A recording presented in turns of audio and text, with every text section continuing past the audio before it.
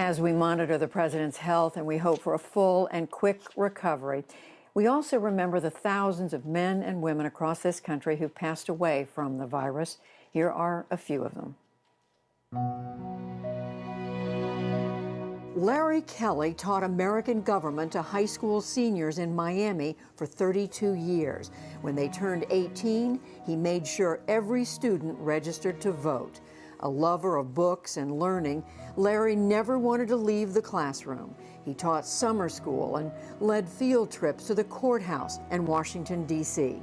When he eventually retired, the 78-year-old worked at the local library. Quiet but witty and hilarious to those who knew him best, Larry loved cheering on his home teams in New Orleans with his daughters and granddaughters. Nursing was more than a job for 62-year-old Patricia Edwards. She wore old-fashioned scrubs to the intensive care unit in Greenville, South Carolina, where she worked. Nurse Pat was one of the first in line to treat COVID patients. She was fearless, even when battling cancer herself, and made those around her feel safe, her daughter said. Thanksgiving was Pat's favorite holiday. She spent the day in the kitchen, blasting old school R&B with her 5 children and 13 grandchildren. John E. Thrower Jr. had a megawatt smile.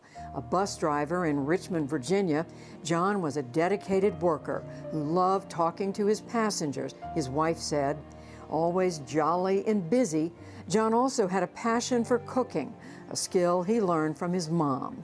He was spiritual too, a loving father and grandfather who enjoyed traveling with his wife.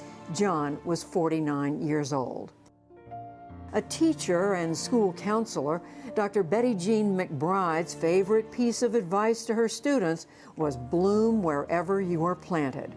Heartfelt and giving, the 71-year-old spent much of her time helping others. She founded a local group called 100 Women on the Move to give back to women in need. She met her husband on the board of the Columbus, Georgia YMCA and raised his son as her own. Growing up in El Salvador, Jose Mardoqueo Reyes was fascinated by radio. He went on to become a radio show host in Washington, D.C., where he combined his love for broadcast and sports.